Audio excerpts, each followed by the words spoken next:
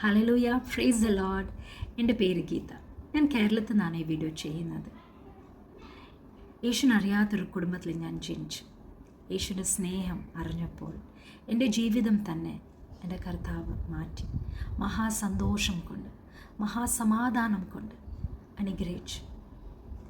അനേകരിന് ഈ യേശുവിനെ കൊടുക്കാൻ ആഗ്രഹം. ഇപ്പോൾ അല്ല, കുറേ വർഷമായി. എങ്ങനെ ഞാൻ ചെയ്യാൻ പറ്റും? എവിടെ പോയാലും ഞാൻ എൻ്റെ യേശുവിൻ്റെ സാക്ഷ്യം പറയാറില്ല. എന്നാൽ അത് പോരാ, ഇനിയും ചെയ്യണം. അങ്ങനെ ആണ് ഞാൻ ആഗ്രഹിച്ചത്. ഒരുമിച്ച് ബൈബിൾ വായിക്കാം. റെസ്റ്റ് ഇൻ ദ വേർഡ്, ഇതായിരിക്കും എൻ്റെ ചാനലിൻ്റെ പേര്. Rest in the word. നമുക്ക് സമാധാനം കിട്ടുന്നത് ദൈവത്തിൻ്റെ വചനത്തിലാണ്. ഹല്ലേലൂയ. ഞാൻ ബൈബിൾ വായിക്കുന്നത് ഇംഗ്ലീഷിലായിരിക്കും, സംസാരിക്കുന്നത് ഇങ്ങനെ മലയാളത്തിലായിരിക്കും. എല്ലാവരും നമ്മൾ ഒരുമിച്ച് ബൈബിൾ വായിക്കാം. എല്ലാ ദിവസം എല്ലാവരും തിരക്കിലാണല്ലോ. ബൈബിൾ വായിക്കാൻ പലപ്പോൾ സമയം കിട്ടാറില്ല. എനിക്കും അങ്ങനെ തന്നെയാണ്. നമ്മൾ ഒരു ദിവസം തിരക്കാണ്. എന്നാൽ നമ്മൾ തീരുമാനിക്കുക, ഇല്ല, ഒരു 10 മിനിറ്റാണോ ഒരു അരമണിക്കൂറാണോ ഈ വചനത്തിൽ ഞാനിരിക്കും. വചനം ജീവനും ചൈതന്യമാണല്ലോ. വചനം ധ്യാനിക്കുമ്പോൾ നമ്മുടെ ജീവിതം, നമ്മുടെ അന്തരീക്ഷം, നമ്മളായിരിക്കുന്നത് ഭവനം, ആയിരിക്കുന്ന ദേശം അനുഗ്രഹിക്കപ്പെടും. അപ്പോൾ ഇതാദ്യത്തെ വീഡിയോ ആണ്. എന്ത് ചെയ്യണം, എങ്ങനെ ചെയ്യണം എനിക്കറിയില്ല. എന്നാൽ പരിശുദ്ധാത്മാവിൽ ആശ്രയിച്ചിട്ടാണ് ഞാനിത് ചെയ്യുന്നത്. മുമ്പോട്ടും പരിശുദ്ധാത്മാവ് തന്നെയാണ് നമ്മെ നയിക്കുന്നത്. ആദ്യം നോക്കാൻ പോകുന്നത് സങ്കീർത്തനം 23, Psalm 23. നമുക്ക് ഒരുമിച്ച് ധ്യാനിക്കാം. പരിശുദ്ധാത്മാവ് നമ്മുടെ കൂടെയുണ്ട്. ഹല്ലേലൂയ. ഞാൻ ബൈബിൾ റീഡ് ചെയ്യുന്നത് ഇംഗ്ലീഷിലായിരിക്കും, സംസാരിക്കുന്നത് മലയാളത്തിലായിരിക്കും. The Lord is my shepherd, I shall not be in want.